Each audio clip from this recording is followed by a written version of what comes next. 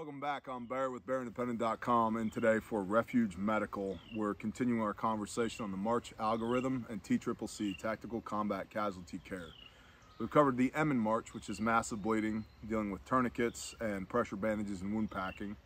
We've talked about airway, nasopharyngeal airways versus oropharyngeal airways, maintaining a patent airway, chin thrust, recovery position, etc.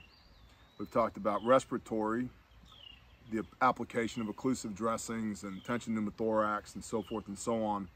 And now we're talking about circulation, the C in the March algorithm, which March is prioritized per care. We start with massive bleeding first, then airway, then respiratory, then circulation, then head injury, hypothermia, then everything else. So circulation, this is going to be an onus for us that we want to check the circulation of the casualty. We should have, if we've applied a tourniquet, we should have no circulation in that extremity. These little bugs are killing me, man.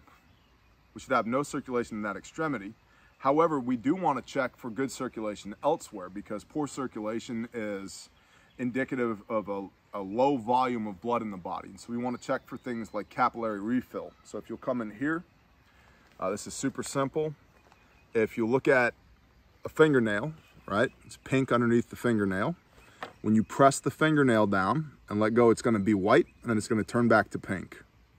Okay, so I'm doing that super quickly because I've got good circulation. If versus, let's show you what bad circulation looks like. I'll put a tourniquet on my arm, and then we'll show you the difference. So with circulation, we're going to look for capillary refill. We're also going to do what's called sweeps and rakes. And our instructor, Twitch, uses a little phrase. I think it's kind of cute, but it works. Kitten paws, not tiger claws. And so sweeps and rakes, we're going to cup our hands like this into little kitty paws, not tiger claws. Okay, not this, but this. Cup our hands, little kitty paws. And we're going to run down the extremities, the arms and legs, and the torso of the body. And we're going to wipe and look, and wipe and look. And what we're looking for is fresh blood. Are there any wounds that we missed, secondary wounds? Or are there any interventions that we made during the M phase, massive bleeding phase, with our tourniquets and our pressure bandages, that we've still got bleeding? We're still dealing with bleeding, that we may need to apply a second tourniquet. We may need to tighten the tourniquet we've already applied. We may need another pressure bandage, more wound packing. There may be additional wounds that we didn't hit the first time. So with circulation, we're going to do our sweeps and our rakes. And there's proper ways to do this. There's improper ways to do this. We teach all this at refugetraining.com. You have to get training. Again, this is informational, not instructional. Informational, not instructional. I cannot instruct you because I can't check your radial pulse through the camera. I can't examine your tourniquet, make sure you got it tight enough through the camera. I can't watch you wound pack through the camera. I can only provide information to you, which hopefully will spur you on, motivate you to go and get trained, whether it's at Refuge Training or any other good qualified trauma care medical provider. You have to go get training. Okay, just like you can build your own kit, you can buy a kit from Refuge Medical or from anybody else that has a good trauma kit, the basis of which is a good tourniquet. You have to do that. If you're planning to improvise, you're planning to fail. Okay, so sweeps and rakes. We're going to perform sweeps and rakes. We're going to look for additional blood. We may have to use our shears.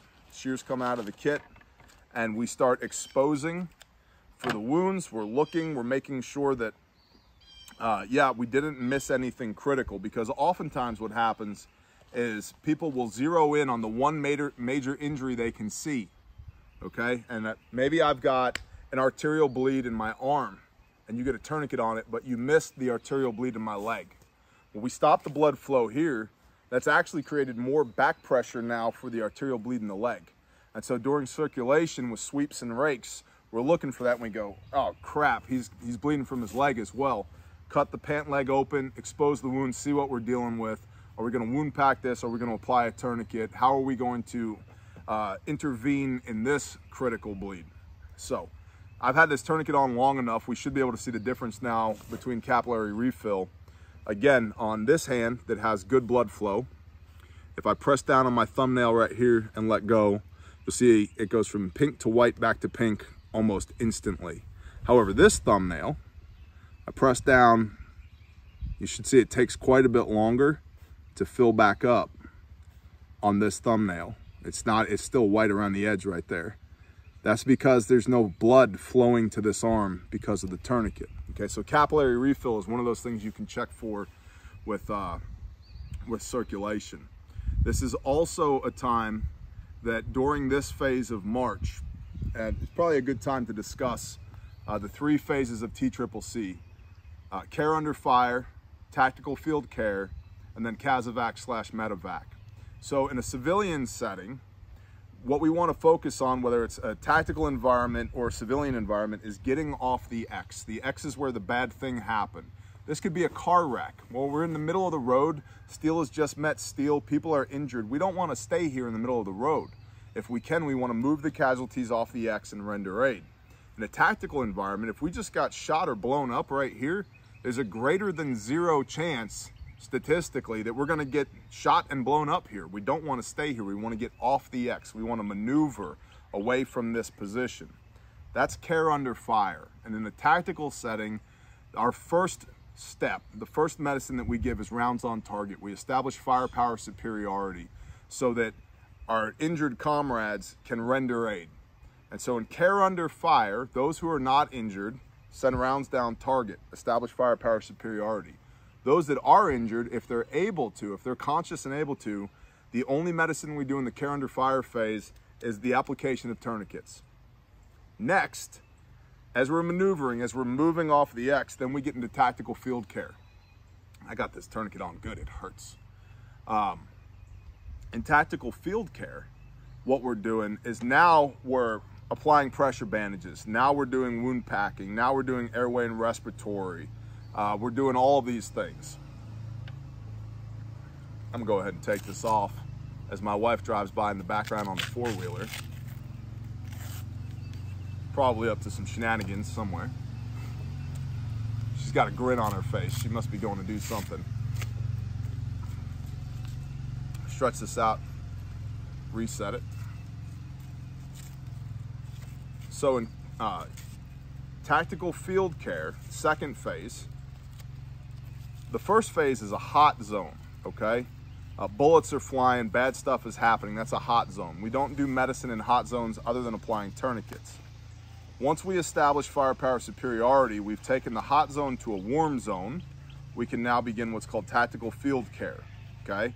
And in tactical field care, we do things like wound packing, pressure bandages, applying chest seals, assessing for TBI, traumatic brain injury, concussion, checking circulation, so forth and so on. That's a warm zone. Warm zone means that there's not actively something bad happening right now, but it could begin again. The enemy could re-engage. Another vehicle could smash into this car wreck that just happened. It's a warm zone. And then the third phase, ideally, we've already called for help. Whether this is a 9-line in a military setting or this is 911 in a civilian setting, we've called for help. We are elevating to a higher level of care, which is CASEVAC or medevac. CASEVAC is a way to convey the casualty from where the bad stuff happened to a higher level of care that does not have qualified medical professionals on it. Pickup truck, Humvee, 4-wheeler, whatever, okay? Get them from here to here.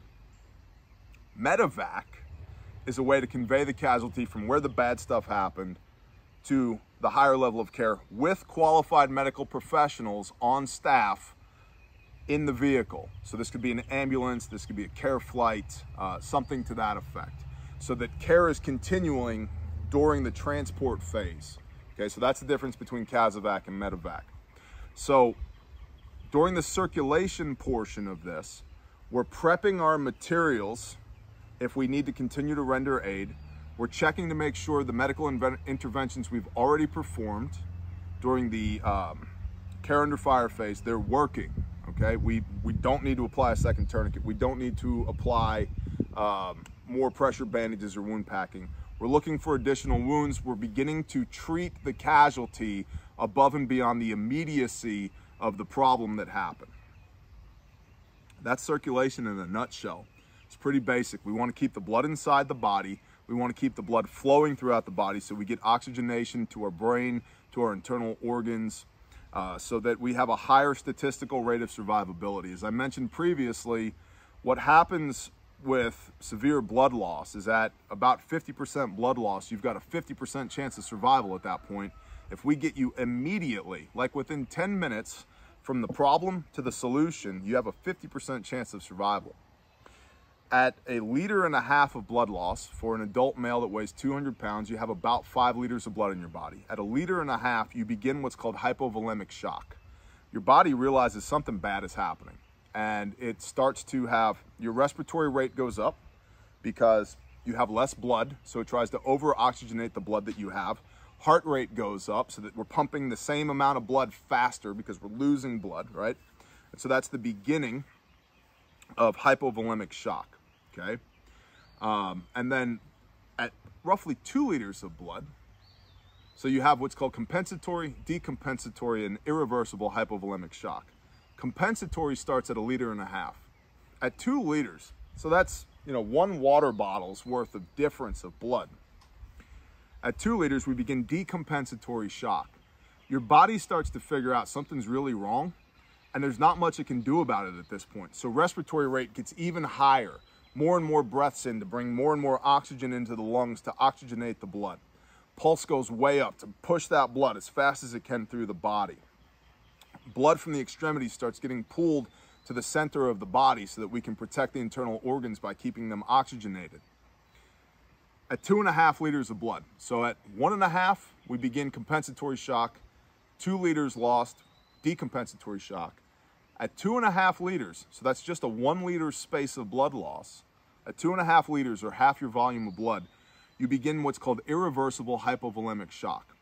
Irreversible is called irreversible for a reason. At this point, your internal organs begin to shut down. There's very little that we can do for you at this point.